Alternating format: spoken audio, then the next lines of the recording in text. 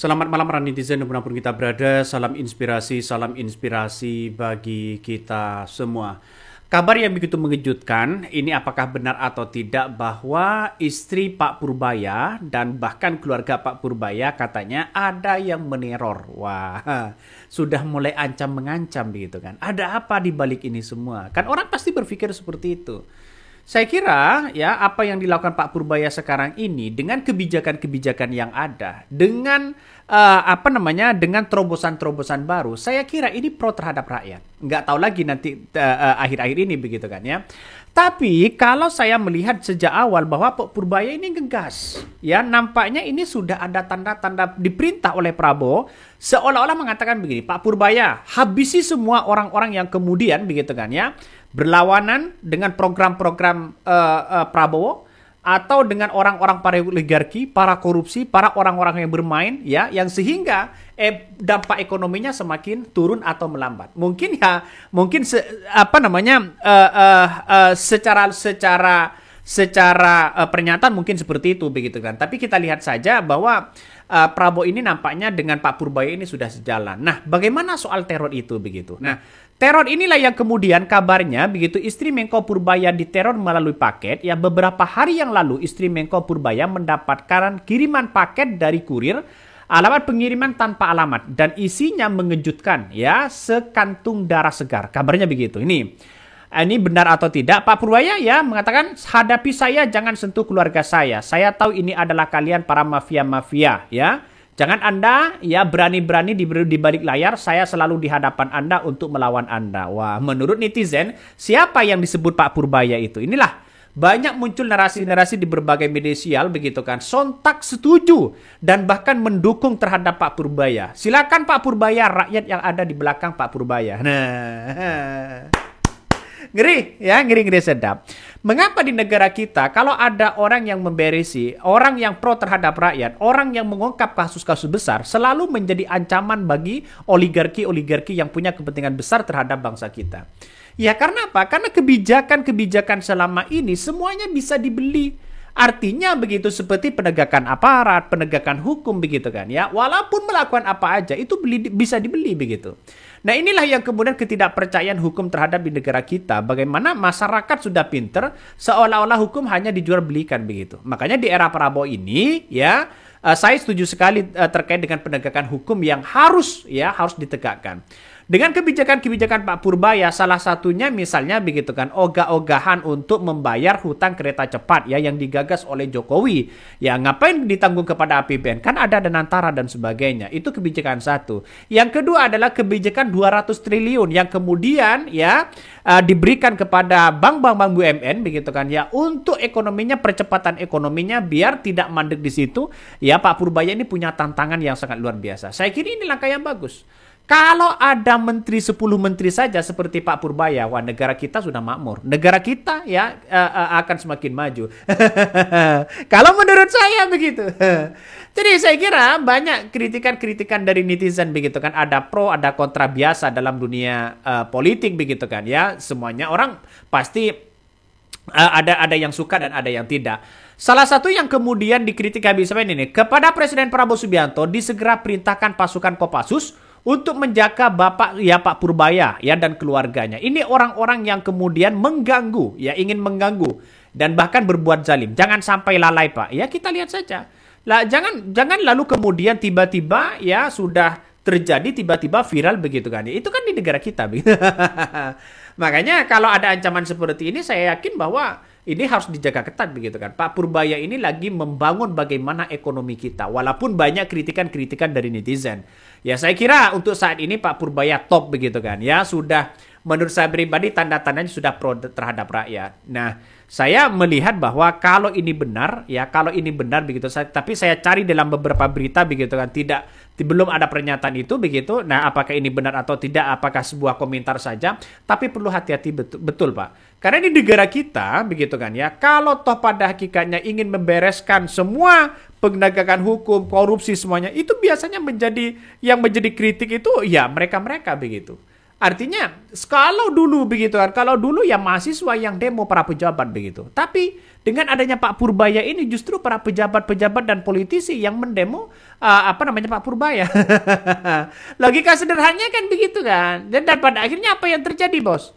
Yang terjadi di situ ya seolah-olah posisi mereka begitu banyak yang terancam begitu kan ya, dalam artian bahwa seperti pajak-pajak mereka ini kan ngeri.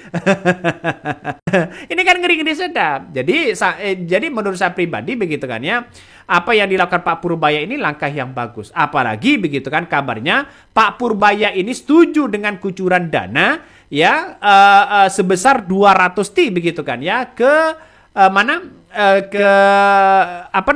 Himbara ya untuk sektor otomotif. Saya kira ini langkah yang bagus juga. Ya, apa yang kemudian dilakukan Pak Purbaya ini menunjukkan ya ada terobosan-terobosan baru begitu. Nah, saya memberikan apresiasi begitu kan ya, dan bahkan Pak Purbaya ini begitu kabarnya akan memberikan ya insentif untuk sektor otomotif dan ya properti. Nah, insentif tersebut ya berupa kredit ya yang disalurkan oleh bank-bank BUMN ya, terus kemudian bunganya kecil ya, terus kemudian likuiditasi atau duit pemerintah begitu kan ya, yang kemudian diletakkan di situ misalnya sebesar 200 T begitu kan ya, ini biar tidak nganggur di situ begitu. Nah, saya kira kalau ini dijalankan, saya kira ini sangat luar biasa ya, tapi apakah bank-bank mau begitu kan ya, yang kemudian memberikan bunga yang kecil begitu kan, karena bank-bank itu kan inginnya untung juga begitu. Ingin untung juga begitu sebagai bentuk ya bahwa ekonomi itu berjalan begitu. Bahkan salah satu yang kemudian ya yang disorot oleh Pak Purbaya itu adalah ketika dia mengatakan bahwa rencana Pak Purbaya ini terungkap usai dirinya begitu kan melakukan inspeksi mendadak atau sidak ke Mandiri Club Jakarta Selatan pada 6 Oktober 2025 lalu. Ia mengklaim bahwa Bank Mandiri meminta tambahan dan dana pemerintah untuk disalurkan di sektor lain. Ya, apakah ini bisa nantinya begitu kan atau tidak? Bahkan tidak hanya itu begitu kan. Ya, Pak Purbaya ini belak-belakan sekali begitu. Singgung masalah di era Jokowi begitu kan, yang dianggap bahwa ada desain yang kemudian seolah-olah saham ini begitu kan ya didesain yang kemudian ada turun, ada naik, ada turun dan sebagainya. Ada yang mengatakan seperti itu. Pak Purbaya mengatakan wah ini saham gorengan dan sebagainya begitu kan. Ini langkah yang bagus. Tidak hanya itu, bahkan Pak Purbaya juga menolak kalau kereta cepat ya yang digagas oleh Jokowi pada tahun yang lalu begitu kan, maka kalau utangnya itu masih dibebankan kepada APBN, ya Pak Purbaya ini malah tambah pusing begitu. Malah tambah pusing ya. Saya menganggap bahwa ya oke lah begitu kan, Pak Purbaya punya segudang terobosan baru, tapi hati-hati betul Pak ya, karena di negara kita itu bisa saja begitu kan ya pada 6 Oktober begitu kan sekarang kan Oktober, November, Desember, banyak pengamat yang mengatakan hati-hati Pak, bisa saja digulingkan. Wah. Apakah karena Pak Purbaya ini begitu kan ya, karena melawan para oligarki, membongkar bobroknya orang-orang yang ada di dalamnya begitu, dibongkar habis-habisan. Ya hati-hati betul bahwa Pak Purbaya bisa digulingkan. Kalau ini digulingkan jelas begitu punya dampak, dan ini akan stabilitas politik Prabowo ini akan terganggu. Mulai dari ekonomi, mulai dari pendidikan, mulai dari ekonomi, mulai dari politik begitu dan demokrasi. Ini akan terganggu di situ begitu. Karena Pak Purbaya ini sebagai Mengkau itu adalah jantung begitu kan. Ibarat jantungnya kalau tidak berdetak ini tidak akan jalan. Ya, walaupun jalan mungkin begitu apa-apa mahal, semuanya mahal dan sebagainya. Dan disitulah kendali utama bagi Pak Purbaya. Makanya hati-hati Pak, jangan-jangan benar begitu kan ya, seperti apa yang disampaikan Guru Gembul di situ mengatakan bahwa Pak Purbaya 2 bulan lagi bisa saja begitu kan digulingkan. Hati-hati betul. Tapi langkah ini masyarakat berada di belakang Bapak. Ya jangan khawatir lah. Mereka yang kemudian keluar-keluarsan di sini mungkin mereka akan punya dampak yang sangat luar biasa begitu. Nggak tahu lagi nanti ke depan ini Pak. Makanya saya menganggap bahwa Pak Purbaya ini hati-hati betul. Apalagi komentar-komentar netizen banyak sekali yang mengatakan, kalau kawal Bapak Purbaya, wahai netizen, beliau berjuang untuk kita dan rakyat Indonesia. Ini salah satunya. Doa terbaik untuk Pak Purbaya sekeluarga dan lindungi Allah Subhanahu Wa Taala. Amin ya rabbal alamin. Jadi saya kira kalau Pak Purbaya ini masih salah satunya adalah adalah seperti ini terus, insya Allah bersama dengan rakyat. Apapun yang terjadi begitu. Tapi kan aneh di negara kita itu, di negara kita ini. Ya kenapa?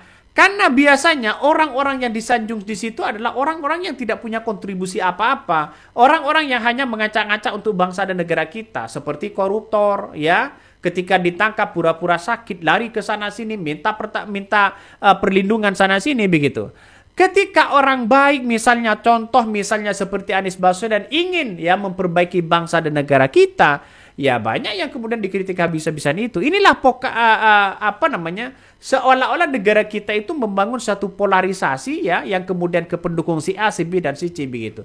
Sehingga tidak bisa terkontrol hal itu. Nah, ini menurut saya pribadi langkah yang agak gimana begitu kan ya, agak gimana karena Pak Purbaya sekarang ini begitu kan sebegitu percaya diri untuk pertumbuhan ekonomi Indonesia yang bisa berangsur baik begitu kan, dari 5,2% menjadi lebih dari 5,5%. Itu berapa bulan?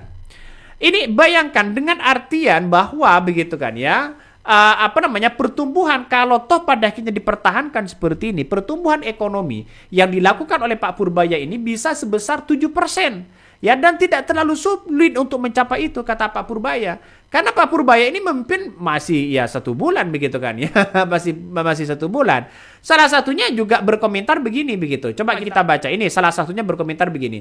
Proyek itu ya yang disampaikan memberikan material investor Daily Summit 2005 di Jakarta. Pak Purbaya mengatakan bahwa ya begitu PD-nya ini akan bertambah bisa saja ini 5%.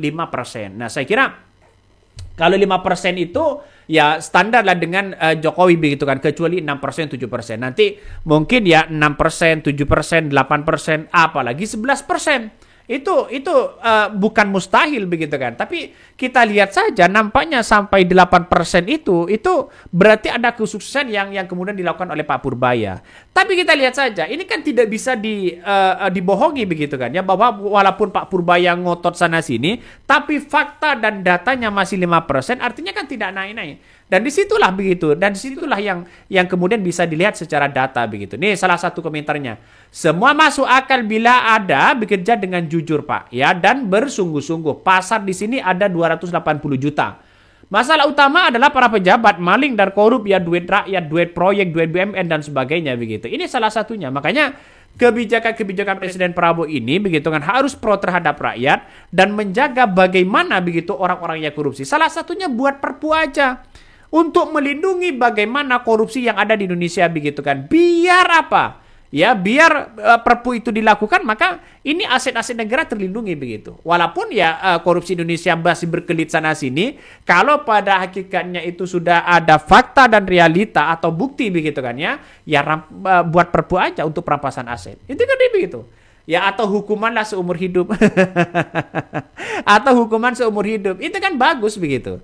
Ide-ide inilah yang kemudian kalau ini tidak diterapkan, mau Pak Purbaya mau melakukan apa aja begitu kan, itu terlalu sulit ya untuk dikontrol karena terlalu banyak orang-orang yang korupsi. Kenapa? Karena korupsi misalnya 500 M, ya yang dihukum mungkin 5 tahun misalnya, 6 tahun begitu kan ya. Ya, uang denda paling 100 miliar kan masih nguntung.